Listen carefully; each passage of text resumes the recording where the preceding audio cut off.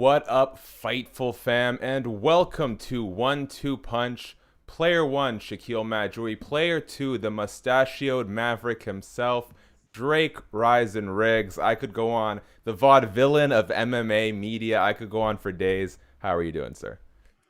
Good, Shaq. Happy to be here with you, man. I know we were joking on Twitter earlier, but this is a good day to be with you, my friend. Got to stick together here in the MMA media world, and I feel like we've always done that. So I'm happy to be on the show. Fightful doing great things. You're doing great things. Love this show in general. So happy to be here, my man. Yeah, sorry to the viewers who are seeing my little fruit flies fly in front of the webcam. I don't know what's going on. The spiders are trying to do their job around the house, but clearly I need to get better ones. Yes, Drake, this is the 5-year anniversary of your foray into MMA media. How many years in did you start regretting the decisions you made up to this point? Years? You mean weeks? Um, Nah, it's times are tough sometimes, of course, but essentially doing what I love, covering the sport I love. So I can complain, but I really shouldn't because it could be way worse. So Yes, we can here we all are. complain, and we're gonna get to some of the great work you do. But first, let me just catch everyone up on what's going on. This is 1-2 Punch. If you listen every week, thank you as always for tuning in. That goes to our YouTube viewers as well as our audio-only downloaders. If it's your first time, this is 1-2 Punch. It's news talk on a win, lose, draw system. What that means is we're gonna assign some of the week's biggest winners and losers before drawing up a preview for UFC 256. So without further ado, let me hit this animated intro. And there we go. Quick reminder, guys, hit us up in the live chat. Leave a super chat donation. It's the best way you can help us grow. Leave one super chat donation. We'll get to all your questions, statements, whatever you got throughout the entirety of the program. Hit subscribe, tap the notification bell, leave a like on this video. All those small acts go to help us get in front of more and more eyes, and we're nearing our goal of 3,000 subscribers before the end of the year. We're less than 100 away, so if you can help us out, would mean the world to us. Okay, that is enough of me shilling out, trying to get you guys to do stuff. Let's get to the action. First up, let's start with our winners. Now, admittedly, this is a subject that I'm not the most qualified, but few are. John Nash is one of those good folks. UFC is currently in a class action lawsuit against fighters ranging from 2010 to 2017. It was announced yesterday that the fighters have received class action certification, and now about 1,200 fighters between 2010 and 2017 can get involved in this class action lawsuit against the UFC that's ranging from, I think, 800 million in damages to over a billion. We often talk in the MMA media about we kind of got lethargy when it comes to the possibility of fighters banding together, unionizing, doing anything to really improve the livelihood of fighters in the sport. How big of a win do you think it is that we now have a federal judge who is prepared to at least explore this issue further? I mean, it's a big step in the right direction, right? It's easy to feel more hopeful after something like this, but for me, it's like I don't know. I still need to see something like really happen, and of course, this, like I said, a good step in the right direction, but it's hard to imagine it ever, going through at this point to where maybe we do see a union or something that, really helps these fighters get what they deserve, which is more money than they're making. That's just a no-brainer at this point. So yeah, it's great, of course, and very happy to see that things are being taken more seriously, but um, I don't know. Well, I'm not sure if it'll lead to anything. I hope it does, but it's kind of like I need to see it to believe it that really real progress is being made. And I don't know if we're there yet. I mean, I'm totally not educated as well as I should be on this, like you were saying. But how do you feel about it? Yeah, I guess that's what I'm here to talk about, share my Yeah. feelings. I mean, listen, at this point, I think any sort of victory that those fighters that are fighting the good fight for, more control over their careers, I would try to be, perhaps blindingly optimistic about, right? It's been like we get here every now and then, right? We have The Athletic come out with that anonymous survey regarding, fighters' rights and unionization. We had guys like Kay-Jan Johnson and women like Leslie Smith start Project Spearhead. We've had the likes of John Fitch, Kung Lee, a bunch of whom who are involved in this particular lawsuit, pushing for things like the Ali Act in MMA.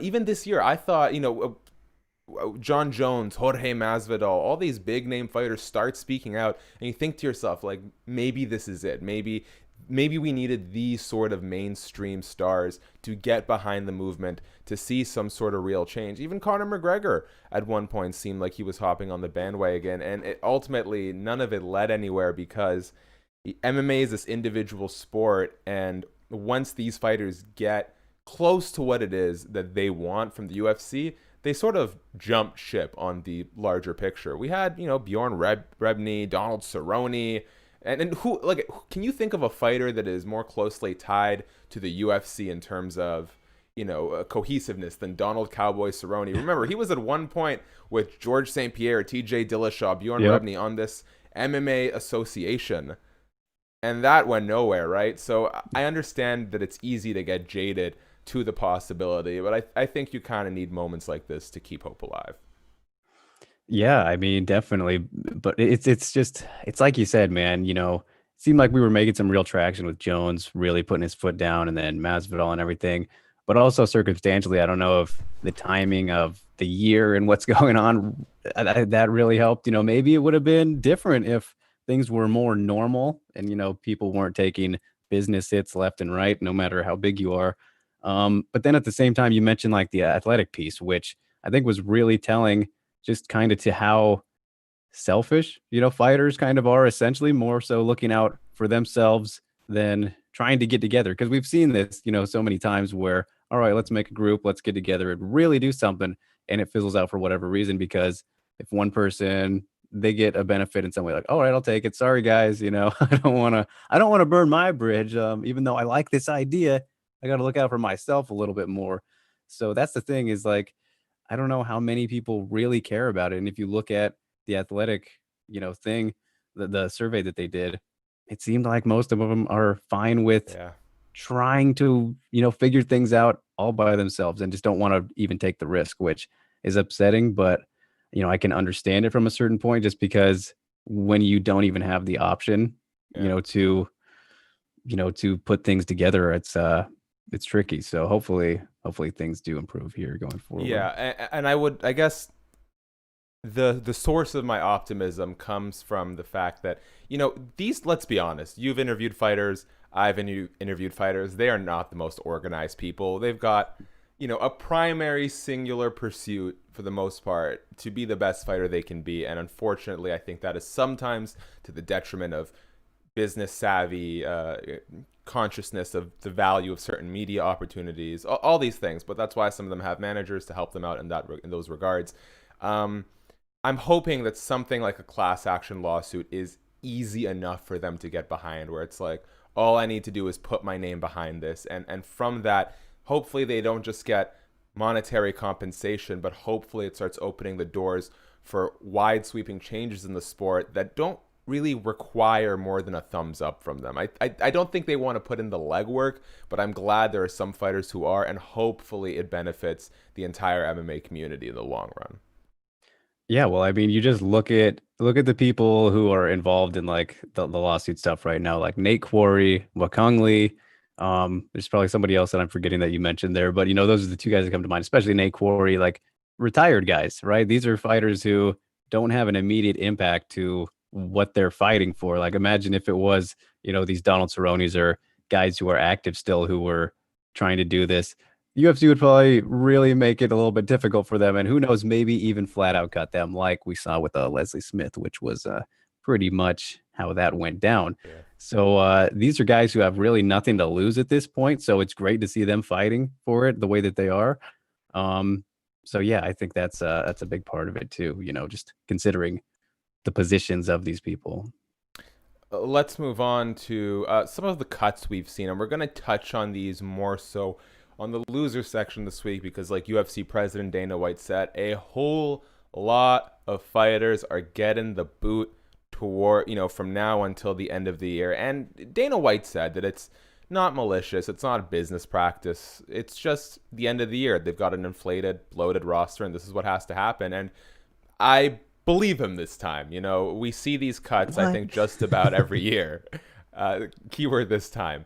And when you look at the roster, I think Luke Thomas made a really good point, which is UFC fight. There are more UFC fighters under the UFC banner than there are NBA players in the entire league.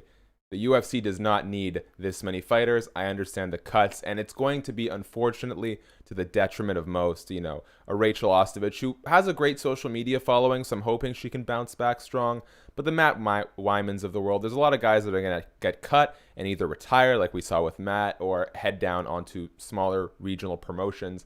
But there are a few guys with enough star power to leverage this into something valuable still. So I guess this is sort of a trepidatious win, but what are your thoughts on Anthony Rumble Johnson heading to Bellator? We were primed for a UFC return that basically never happened, and now he signed a multi-fight deal with Scott Coker's promotion. Do you think this is ultimately a win for him? I mean, yeah, it's kind of hard to say it isn't because, Anthony Johnson, obviously a very good notable name, a guy who if you want knockouts, you're getting knockouts with this guy, no matter who he's facing. The problem for me would be like, if you just think about the division and he's fought, most of the guys, I mean, at least the ones that come immediately to mind, Ryan Bader, Phil Davis. He hasn't fought Corey Anderson. There are some fresh matchups, but he's fought some of these guys who are there now. But in terms of a name and bringing eyeballs in, I think he should still have some good pull. I mean, everyone remembers him for being this incredibly, arguably the biggest power puncher that we've ever seen, aside from Francis Ngannou, and he's lighter than Francis Ngannou, so he stands out a little bit more for that reason. Man, I wish we would have got to see that fight happen, just from a power knockout standpoint and everything. But yeah, I think it's hard not to say it's a win, especially when we were expecting Rumble to come back to the UFC.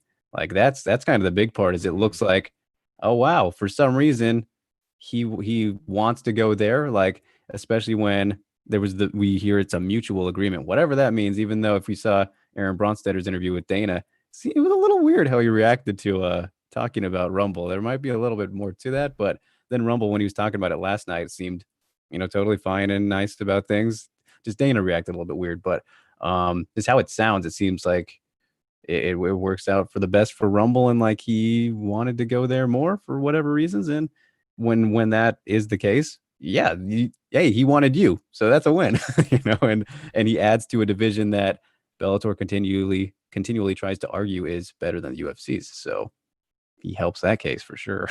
And I like the make. I think Bellator could have still benefited from Anderson Silva being in that promotion, but I like the direction that Bellator's rosters are sort of shaping up to be. Obviously, you've got like the featherweights and the lightweights. They're very strong with young talent top to bottom. I feel like light heavyweight is starting to look kind of interesting. You have a genuine modern day champion in Vadim Nemkov. You still have these sort of name value older guys like Ryan Bader, Anthony Johnson, who can still go in the, hopefully, we'll see what Rumble looks like in the mix. I like the direction that the bigger weight classes over in Bellator are taking. Ultimately, yeah, I feel like Rumble's probably going to get compensated well enough in Bellator. I don't know why negotiations with the UFC sort of fell apart, but I here's the thing.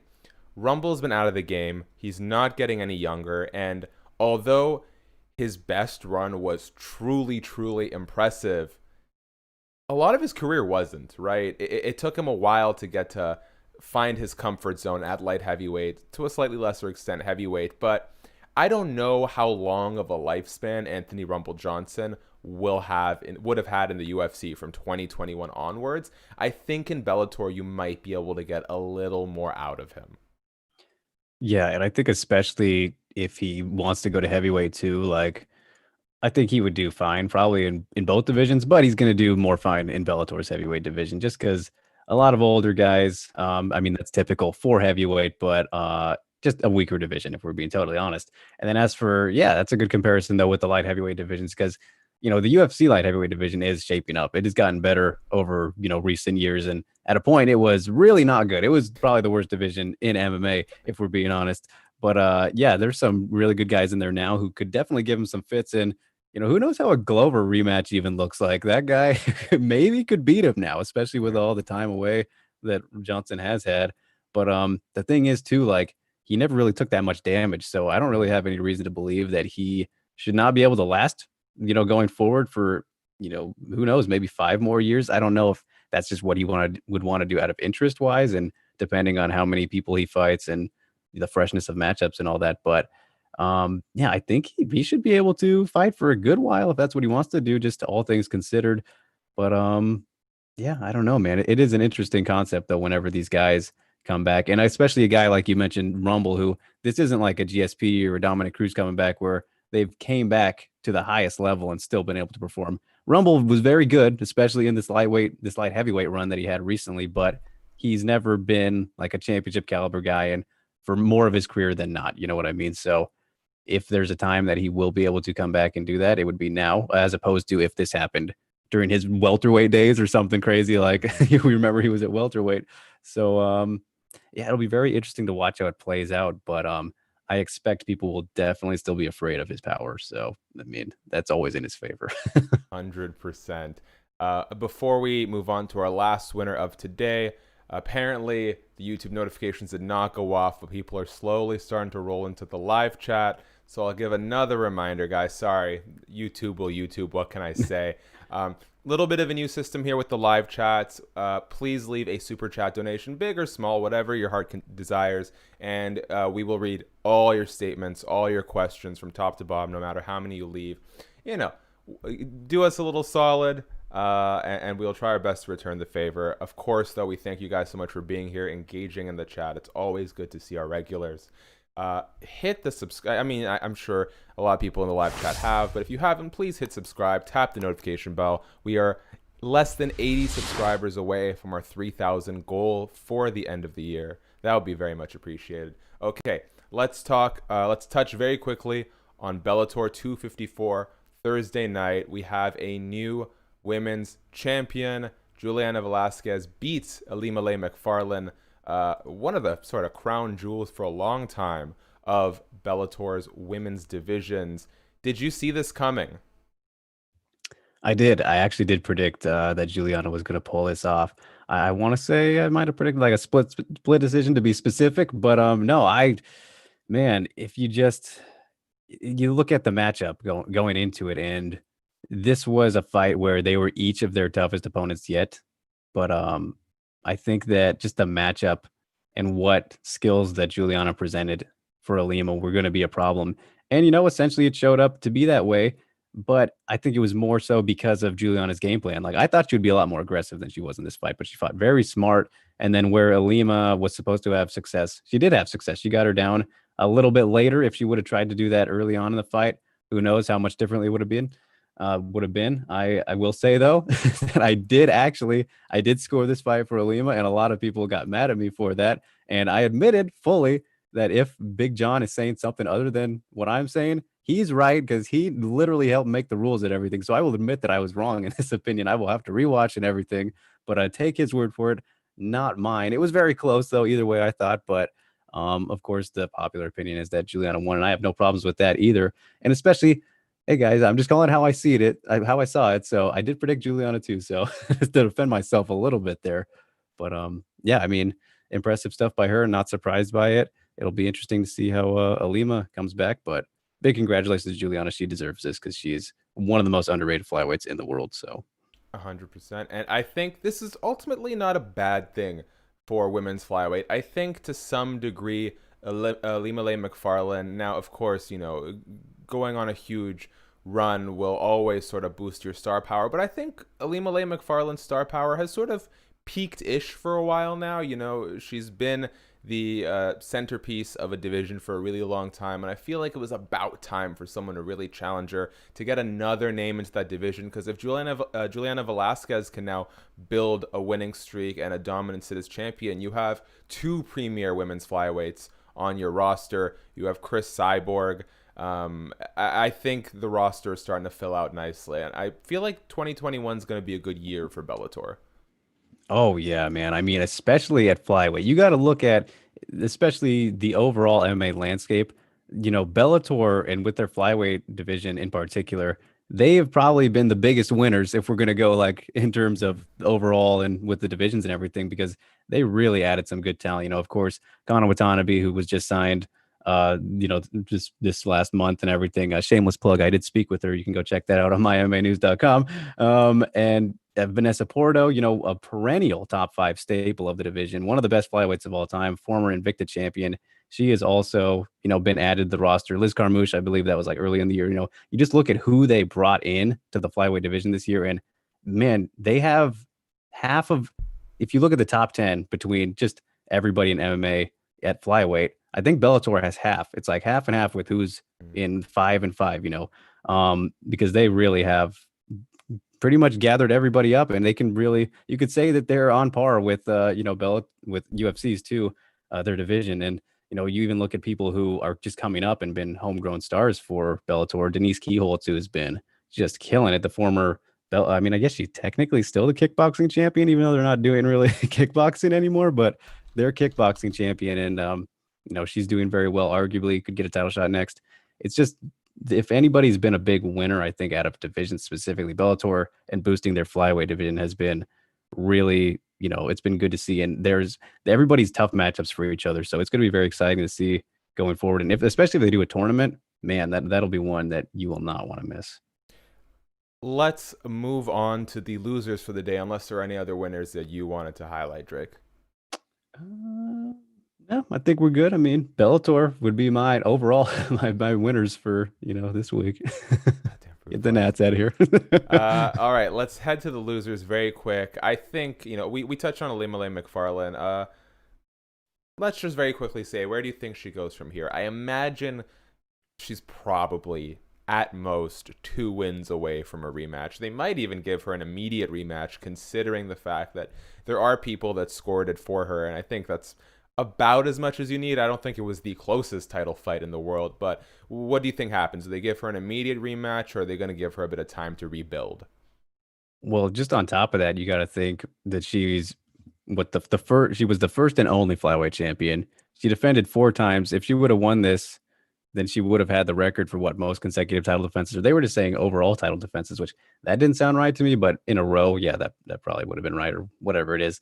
So I mean, just off of merit and her, accomplishments and credibility alone, I think like even if she got starched in like a minute or however quickly, I maybe she could have got an instant rematch there just based off of what she's done already. So I could see it. I don't necessarily want to see it because of all the new blood that has arrived, like I was just mentioning. But if they do it, and I would say let's do it in like the first round of the tournament. So then it's like, okay, at least we know there are these other people that are going to be getting it right away, and we're not a little bit left confused, and we can see how everything's mapped out. But yeah, I wouldn't hate it if they did that, just because it would be interesting to see how Ilima comes back right away. But I don't think if you watch her post-fight press conference, she didn't seem to care too much about no mention of an immediate rematch by even anybody asking or anything like that, or her own, right? She sounds like she's excited to potentially, be able to fight more frequently and come in and fill in if she needs to. Like she's excited for 3-round fights. She handled it like all class from the former champ, really. Like that's a champion right there through and through, whether she has a belt or not, just seeing how she treated it. And of course she does have to recover a little bit now because of the broken nose and everything, as she was saying. But yeah, I don't know. It's hard to tell. I think we have to wait to see what they decide to do with tournaments and stuff. I think that would really give us a better idea. But Are hey, they? Did I miss something? Did they announce a women's flyweight Grand Prix? no, but Scott's saying like, that's probably it'll be either them or I don't know, he's saying bantamweight. That sounds like the two most likely, but they want to wait to finish out the featherweights, of course, which is still happening. Well, So I think if you're gonna do a women's flyweight Grand Prix, I think it makes a lot of sense to put them on opposite ends of the bracket, because they are more or less your own. They are your only 2 champions in that division's history, and so I think the nice thing about the Grand Prix system is, and I've always said this, especially when it comes to UFC and the way they market a very limited scope of fighters. It's like, when this is kind of a running joke now, but when the MMA Twitter community goes in on Zane Simon because Coach Kavanaugh decides to retweet him, like, we as the MMA media who have to watch every single event are not saying that a card is going to be bad because there aren't notable fighters on it. The issue is, take away the complete sport of it for a moment, because it's not the sports at its highest level when you don't have ranked fighters on there and title fights and valuable main events. But beyond that, look at it as a television entertainment product. What compulsion do I have? What's going to compel me to watch a card where I have no storylines, nothing beyond winners and losers to buy into? And the great thing about a Grand Prix is it structures the story on its own, right? This is what these two are fighting for. This is what's going to happen next. And I think if you're going to do that, put Velasquez, put Macfarlane on opposite ends, and you can really build a good story. Because I think they'd obviously be your two favorites. And give Ilima a cool redemption arc back to the title. Let Velasquez get a couple defenses under her belt so that we see her as a very real long-term champion. And I think you'd have a banger of a final if things pan out. No, yeah, that's absolutely perfect, actually. I mean, yeah, it totally sets itself up that way, especially when you have all these new people come into, which are like making more question marks for, all right, let's see if or how legit they are by being able to take out, either Juliana or Ilima. So I think, yeah, that sets it up really well. And it's pretty much the same story as, the welterweights when we had Rory and Lima meet in the finals too. So since they've done that already with those guys, they should definitely do it again here. So we've seen that they would play with that. All right, let's touch very quickly on the UFC cuts. We do have to get to our UFC 256 preview. And for losers this week, I put all the fighters getting cut because it's a rough holiday season. I hope these guys are getting some sort of Christmas check. It's a little mini severance package on the way out. We saw Yoel Romero part ways with the UFC. I don't consider him a loser as much as I would a lot of the undercard guys getting cut, because Yoel has enough star power to leverage it into something interesting, whether that's a Bellator, a Ryzen, one championship, bare knuckle. Who knows what that's going to be? I'm sure you might have some sort of insight. But before we get there, let's touch very quickly, because this has been a bit of a debate on Twitter. Does Yoel Romero have star power? Because some guys are saying no, he's always been the B side. He always loses the big fights. I don't think he has the most star power, but at this point of his career, I think he could leverage his value into something sustainable or something worth fighting for. Where do you think Yoel is at? Yeah, no, I agree with you. I don't think he's the biggest star or anything, but he's definitely a very notable name, a very, very notable name. I think a lot of people will know about him at this point, whether it's as the older Cuban guy who's still wrecking fools kind of thing for the casuals will remember and whatnot. But yeah, I think that in terms of, all the people getting cut and who the biggest loser is, you said maybe it's not him, but I feel like it is him simply because this narrative suddenly gets created right off of him leaving, that just because Dana says like, he's older now, everyone kind of runs with it. And it's like, oh yeah, he is kind of washed up now. When it's like, well, hold on. Look at these recent fights that he's been having. Like, the evidence isn't really there, but it's happened. I mean, MMA fans, the shortest term memories, maybe out of all sports fans, they forget, just to call it out, for the most part, forget, how things were. Just, yeah, the last fight with Adesanya wasn't great, of course, but it wasn't. I mean, it was both of them. It was both of their faults, right? But he didn't look terrible. It was just they didn't engage very much. But and some people think he won that fight. I actually scored that one for him too as well. But it's like I'm fine with how it played out. But yeah, now you look at it and it's like it's kind of the same with Silva too. Like I didn't get to see that Silva versus Hall fight yet in its entirety, but people thought that he was doing very well up until he got dropped. So. And then he leaves and Dana says everything afterwards. He's like, yeah, we shouldn't have made that. Just makes it sound like way worse than it is. And so everyone just kind of takes his word despite seeing it. And that's, if you want to talk about really bad cases of short-term memory when it just happened. But yeah, I don't know. I think that he's in a good spot because he is Yoel Romero, but I think the narrative has been made to look way worse than it really is, and people have just kind of ran with, yeah, who's he's old now, he still can't hang, but I don't think the evidence is there just yet for that. Fair enough. Yeah. Do we have any insight? Do you have any scoops on where Yoel's future may lie? Well, I know what you're specifically hinting at. So as for Japan type related things, um, no insights, but strong belief that that will not happen Hmm. just because of well, let's say some behind business type of things. So I guess maybe a little bit of insight that I do have, but also if you just look at it, similar to Silva, similar to any international fighter right now, over in Ryzen, they are not having international fighters come over because the risk. I don't know if I'm allowed to say exactly how big, but the reason is for how big the risk is. But let's just say it is too big to really. Hmm. It's not worth gambling, right? Having international fighters come over for reasons that would hurt Ryzen and because of government stuff, But yeah, they've been doing mostly domestic fighters coming over and everything. So if you were to have, let's say, a Yoel Romero come over, well, first of all, Romero, Silva, these type of guys, they're going to demand a whole lot more money than, let's just say, some American prospect, Yeah. right? So that's a thing in its own right. But then because of the pandemic and the risks that are attached to it, that's a whole entirely different thing as well, just aside from the pay. But also you look at Silva, Romero, these are middleweight, light heavyweight type guys, presumably whichever they want to fight at.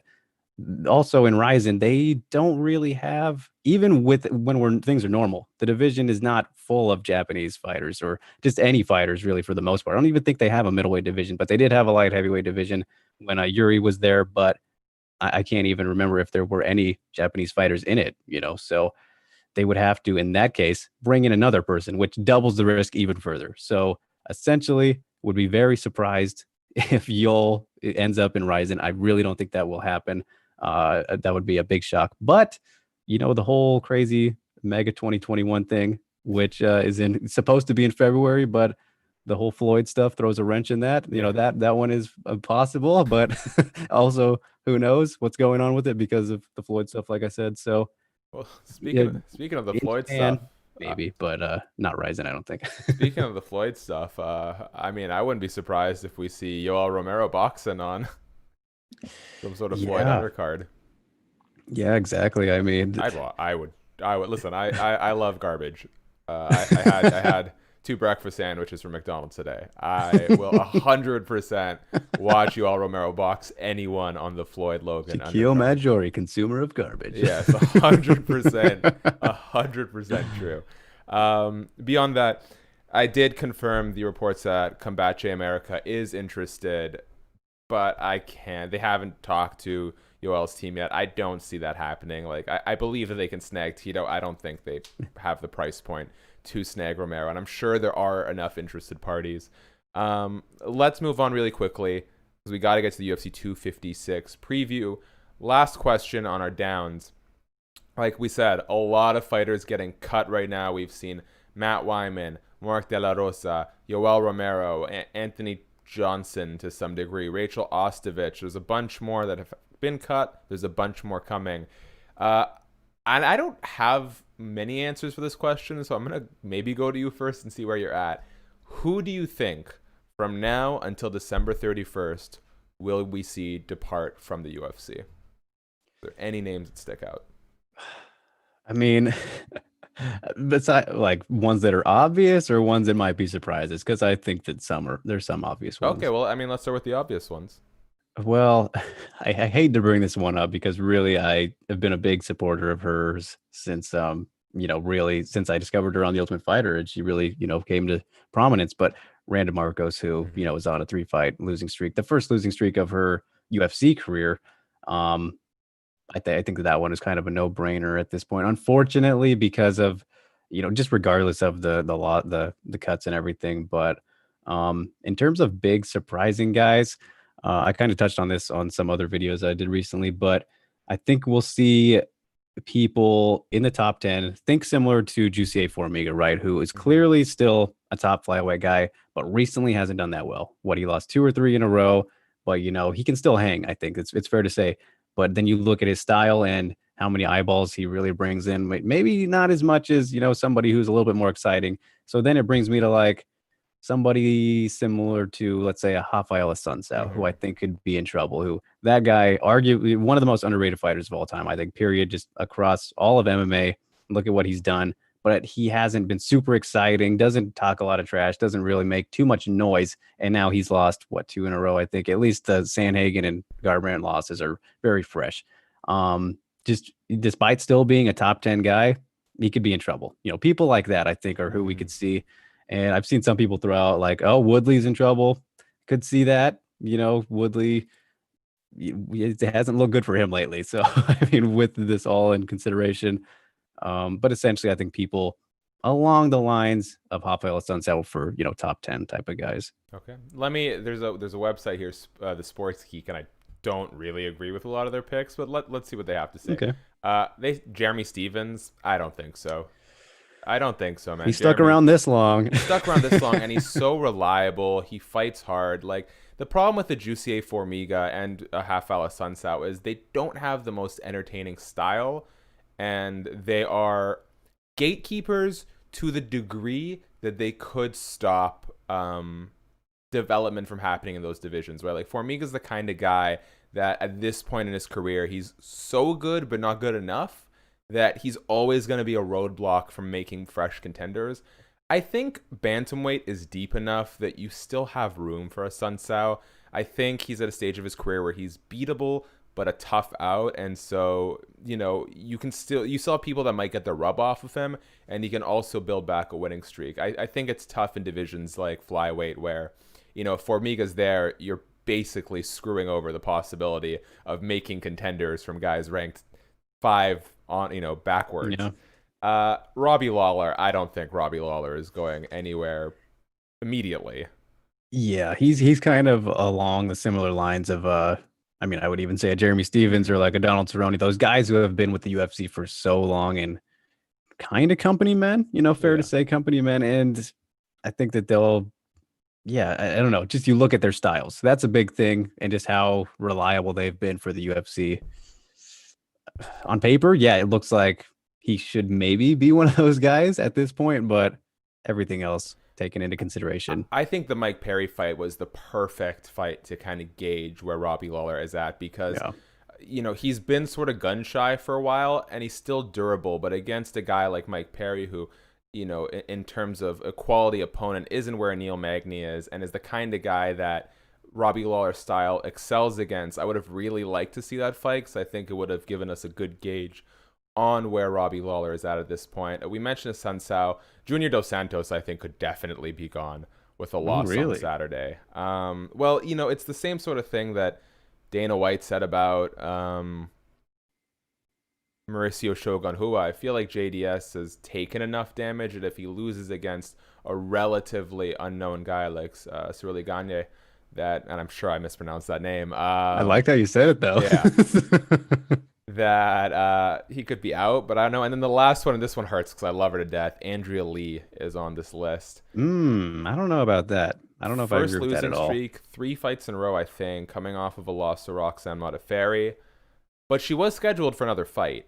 I think if she loses one more, we could be having this conversation. But I think Andrea Lee has a lot of upside for the UFC, so I can hold on to her. Yeah, no, I definitely agree with that. Okay, I'm going to give you one more because we still haven't gone to UFC 256. And, man, I really like this guy from the one interaction I've had with him, but I'm sure he thinks I'm hating on him. Mickey Gall. And let me say why I think Mickey Gall does not have a long tenure left in the UFC. Not only is he on a really rough patch, his UFC record has not been stellar. Wins over CM Punk and Sage Northcutt come to mind, but hasn't really been he hasn't evolved the way I think he or the UFC would have liked. And I said this, I wrote an editorial, and that may be why he doesn't answer my texts anymore, but I wrote that, and it wasn't a very good editorial, but I said that, CM Punk was the worst thing that happened to Mickey Gall. And I think there's two primary takes you can take there. My stance is, when you get into the UFC, did he even have a pro fight before CM Punk? Like, he might have been, I thought he was 2-0 maybe. Yeah. Yeah, that's not enough time for a UFC fighter, right? So he gets in there, he beats CM Punk, he beats Sage Northcutt in a really tough fight. And now you have this guy who's gotten all this momentum behind him off these two huge names, and you can't go backwards with him. Mm-hmm. You have to give him tough guys because not only has he built the name value, but you're paying him. Yeah. Mickey Gall is getting paid infinitely more than guys with 2-0 records are in MMA. And so you get stuck in this corner where he can't properly develop because he's getting thrown through the meat grinder because everyone in the UFC is a tough out except CM Punk and James Toney. But, those are those are odd circumstances. So I don't know how long Mickey Gall is. I'm going to, for the UFC, I'm going to look at his record. But, man, Mickey Gall is really good, and I wish he had more. In hindsight, he made really good money, and if his primary concern is making good money for an MMA fighter, he's done so, and I tip my hat off to him. But if his goal is to be champion, to be the best mixed martial artist he can be, and I don't blame him because you shoot your shot. You get into the UFC when you can get in the UFC. Those opportunities don't come often, but I think there's an argument to be made that getting into the UFC on a 2-0 record might have prevented him from truly being the guy he can be. No, yeah, I remember when you wrote that, and I completely agree with it because, I mean, yeah, it's kind of hard to disagree with. I would say, not just flattering you here, Shaq, but it's like you just look at how it's all played out for him, and yeah, it's just not been good because we've seen, he definitely the potential was totally there. Maybe just masked a little bit by the competition that he faced early on, of course. Because I mean, one of the fight that he had to earn his CM Punk fight was against Mike Jackson. Yeah, it was 0-0 going into that. Yeah, so it sucks for him to be in that position, but at the same time, it's something you don't not take a chance on, right? And you mentioned Mike Perry there too. That was his last fight? Even that was his last fight. In that fight too, I thought that he was actually outstriking Perry on the feet, which I was like, this is the thing. Like, despite his early start, he's 4-3 in the UFC, 3-3 if you exclude the CM Punk fight, and yeah, because that's kind of hard to measure. But he's exhibition. He's 5-3. He's 5-3. He beat Mike Jackson, CM Punk, Sage Northcutt, lost a decision to Randy Brown, beat George Sullivan, who had 4 times as much MMA experience as him. Yeah. Lost to Diego Sanchez. I do believe him when he say he had kidney failure and that, because that was an abhorrent performance. That was an unusually bad performance. Yeah. Bounces back, beats Salim Touari, and despite losing to Mike Perry, who is, again, double his experience, triple his experience, actually, he performed ably. So this is what I'm saying. Mickey Gall is actually a really good fighter, but he's getting paid a lot, and he hasn't cashed in on the upside that he possesses, I think, because he's evolving at a slower rate based on the level of competition he's being put up against. So, are you good to go over time? Because we're already at... Oh, yeah. All right. Last reminder, guys. Please hit that subscribe button. Tap the notification bell. Leave a like on this video. All those acts go a long way to helping us do what we do at the channel. Super chat donation moving forward gets all your questions, all your statements read. Donate $1, donate 1,000. I have my preference, but I'm good either way. And we thank you very much for doing so. All right, UFC 256 preview. Very quickly, let's touch on a theme that I've noticed is sort of penciled through the main card, which is a bit of a changing of the guard. You've got Kevin Holland, up-and-coming superstar, versus Jacare Souza. You have Junior Dos Santos against the guy whose name I cannot correctly pronounce. Do you know what it is? I've heard many things. That's whatever you said was the first time I'd heard that, but I really I hope it's that way. Cyril Gane is kind of how I've been. I'm not totally sure. As well as, of course, the co-main event, Tony Ferguson, former interim UFC lightweight champion, El Kukui, the boogeyman, 12-fight winning streak, coming off of his first loss in a long time to Justin Gaethje, versus the best Charles Oliveira we have ever seen. This is a really interesting card in the sense that, can these old guys, and I don't necessarily mean old in terms of age, because I imagine some of these guys aren't all that. I mean, Kevin Holland versus Jacare is probably the biggest gap. But in terms of, wear and tear, in-ring experience at a high level, you've got up-and-comers like Holland, Surreal, and Oliveira, and then you got the Jacares, the JDSs, the Fergusons, who have all been in that title picture for a really long time now. Which of these old guards do you think, which one is most likely to hold on to their spot against this new wave of competition? That is a tough question. Most likely. I I might honestly say Jacare. I might say Jacare, which might be surprising to a lot of people because Holland has really been streaking lately. And then Jacare just, has slowed down, unfortunately, in recent years. But you look at, some of Holland's, rougher fights that he's had. His grappling has been a little bit in question, at least his defense. We've seen him on his back before against some guys. I believe what he did fight Mearshart, that was one. The Thiago Santos fight, which that's Thiago Santos, but Thiago Santos not known for his grappling. I remember him on his back. Get him, man. Yeah, I threw the one shot so I could kill these fucking gnats. Need a better spider there. But yeah, I don't know. I just think that Jacare, if he, I mean, it's always going to be the case with him. If he can get a hold of, there we go. Got him. Let me see. Wait, right there, right on the. Oh, yep. There's another one in my eye. I'm so over this. Oh my god. I don't know where they're coming from either. Oh god. Okay, I'm sorry. Why is Jacare, in your words, going to wipe the floor with Kevin Holland? Derailed. Derailed by the Nats. Yeah, I mean, it's just the case with Jacare against mostly anybody. If he gets a hold of you, it's going to be a wrap. And even in that the Jan Blachowicz fight, which was horrible, by the way, Jacare versus Blachowicz, not much happened. A bigger guy that Jacare really couldn't get down, which was more impressive, I think, in Blachowicz's regard than for Jacare not being able to pull things off. But I think he can definitely get Holland down, and if he does, I would not be shocked at all if he finds a submission. But yeah, I don't know. I was leaning a little bit towards JDS there at first, but his chin's fading. Chin's fading, I think. Yeah, I think that's a very fair assessment. I think Jacare, for however much he's slowed down, he's still very durable. It's not like he's getting knocked out from fight to fight. I just don't think he has quite the output that he used to in terms of being able to get people to the ground, sustain them. I don't know if that's age. I don't know if the rest of the divisions have maybe caught up in the grappling aspect a little bit. I mean, Jack Hermanson, who's a phenomenal grappler, let's not sell Jack Hermanson short, almost got him in the Joker team.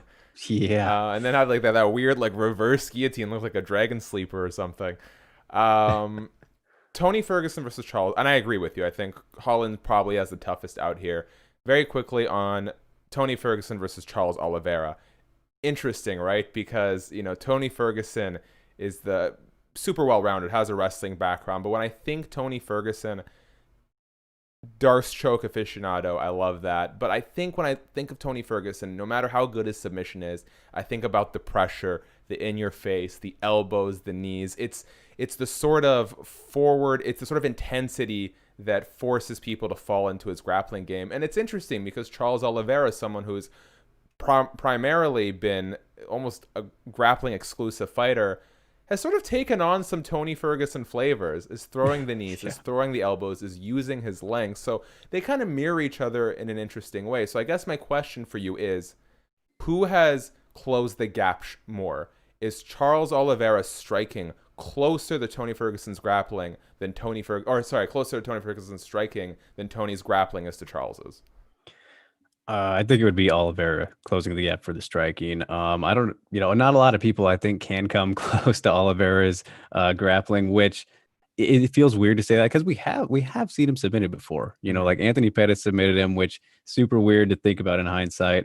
I'm not sure if anyone else has submitted him actually, but off the top of my head, that's the first one that comes to mind. So I mean, I think Tony probably could catch him if we're just going to go based off of, if Pettis could do it. I'm sure that Ferguson could do it as well, just because of all the scrambles and ability that Tony has to catch things from anywhere pretty much. But so can Oliveira. So I'm very excited to see it hopefully hit the ground. But man, in terms of the striking, Oliveira has really just turned into something, man, with the combinations he's mixed in and the diversity in strikes. Like that Kevin Lee fight was just something to behold. Like just show how far he's come, because really this was the guy who got what was it against Cub Swanson? He got punched and then fell down like 3 seconds later. Just like, and then that 40-second fight against Max Holloway where he initially was believed to have torn his esophagus. Like just the weird moments that Oliveira's career has had, and now he is a legitimate title threat. This Yeah. guy looks so good right now. I think that yeah, he can absolutely hang with Tony in the striking now, blow for blow, elbow for elbow, spinning back heel kick, whatever they're going to throw at each other. It just is a matter of, yeah, if Ferguson can out pressure him, because I think that in terms of the volume typically and the cardio, Tony is one of the hardest guys to beat in that area. So that's what Oliveira has to worry about. And I think that we could see him even counter that with going to his grappling, depending on how comfortable or uncomfortable he gets in the striking. But his striking has just come so far now that we've seen he doesn't even need to submit people anymore. So it's crazy how well-rounded he's become. Yeah, and I know a lot of the MMA media likes to stay impartial, and I have no favorites in terms of I've actually never talked to Tony or Charles, but I will say in terms of my MMA fandom, I would like to see Tony Ferguson get the win here, and it's strictly because I think Charles Oliveira, if nothing, has proven an ability to reinvent himself and improve, bounce back from losses perhaps better at anyone at this point. Like, it's crazy when you think about how many times we've looked at Charles Oliveira as a potential title contender, only for him to fall short and be written off. And then he keeps coming back and he keeps getting better. And he's young enough, I think, to still make a run for the title down the line. Tony Ferguson, he took a lot of damage against Justin Gaethje. He takes a lot of damage in all of his fights, right? Anthony Pettis dropped him. Lando Venata almost got him out of there. So it's like, it's hard for me to imagine that Tony has a whole lot more left in terms of longevity in the sport. I would really like to see Tony Ferguson get the win because, especially if Khabib is not coming back, that division is wide open. His next fight, you imagine, would have to be against Dan Hooker, Michael Chandler, Conor McGregor. He's no more than 2 wins away from a title fight, I think, including this one. So he wins this one depending on whether or not Khabib comes back. And if Khabib, here's the thing, if Tony wins and Khabib comes back, Khabib doesn't want to fight Conor. Khabib doesn't want to fight Dustin. Khabib's not going to fight Justin because he's beaten all of them. Mm-hmm. And if the UFC doesn't have something special lined up for him, we might get Khabib versus Tony. So I want to see Tony Ferguson get that this or win. GSP. It's that or GSP at this point, right? So I want to see Tony get the win because I think this is kind of his last hurrah. He can do something great with it. But Charles Oliveira, without a doubt, is one of the guys, if not the guy of the future. Last thing, of course, the main event we got to touch on briefly. Deiveson Figueiredo, funny circumstance. When you think about it, he starts the year by missing weight for championship fights, and he ends the year making flyweight twice in 3 weeks. How much of a chance do you give Brandon Moreno in this fight after seeing what Deiveson did to Alex Perez? I mean, I think that Moreno, he's got a chance in pretty much every fight, man. Like this guy, he's not really the ultimate underdog. I mean, he kind of was at first when he came into the UFC, but yeah, he's just dangerous everywhere it is proven to be. But so is Figueiredo. So I mean, I don't know. I think that he has a chance, as did Perez. I think that Perez did have a chance in that one, but man, Figueiredo is really proving to be a guy who we knew, if you were paying attention to him before he won the title and got to the title fight with Benavidez, the first one, he was kind of a special guy at flyweight in terms of being able to finish and primarily knock you out, which is something we don't see super frequently at flyweight, at least the way that he's been doing it. But he also can submit you. I mean, that submission, just the transition to get there against Perez was absolutely beautiful. I loved that. So yeah, he's a big problem, but I think that maybe the short notice might help Moreno compared to if he was to game plan for it a bit, just because, maybe less time to worry about it, overthink things and all that. So, yeah, I don't know how good I would say his chances are. I think there's always a chance, right? You're saying there's a chance to quote Dumb and Dumber, but yeah, Figueiredo, he's I don't know who I'd pick against him right now unless Cejudo comes back. Yeah, that's totally fair. Guys, that is all the time we have today. Thank you for tuning in. Thank you for engaging in the live chat.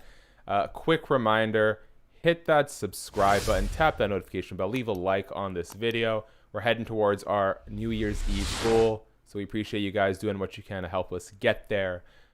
Drake, it's been a pleasure having you guys. If you don't know, if you're sort of sitting in the mainstream of the MMA bubble, Drake Riggs is, if not already, well on his way to being the expert in North America on Japanese MMA.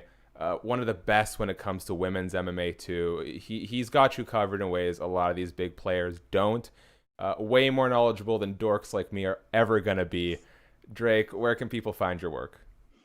Well, too kind, sir. I appreciate that greatly. Yeah, you can find I post everything on Twitter, so at Drake Riggs _, that's my handle there, or Twitter and Instagram as well, where I still post some work stuff, but it's pretty mixed between personal life and that too. But yeah, at Drake Riggs _ writing for my MMA News, The Scrap, doing video stuff for the Body Lock, fan sided every now and then, and maybe adding some here as we go into 2021. We will see what happens, but yeah, everything's on the Twitter essentially, so that's the spot, you guys. There we go. Guys, thank you so much for tuning in. Big shout out as always to our audio listeners for really sort of being the foundation of our podcast and letting us do what we do over here at YouTube. Follow me at Fight Shack Fight on Twitter. Don't bother me on Instagram. That's for my personal life, but you can follow if you're curious. Thank you guys for tuning in. Much love. We'll catch you next week.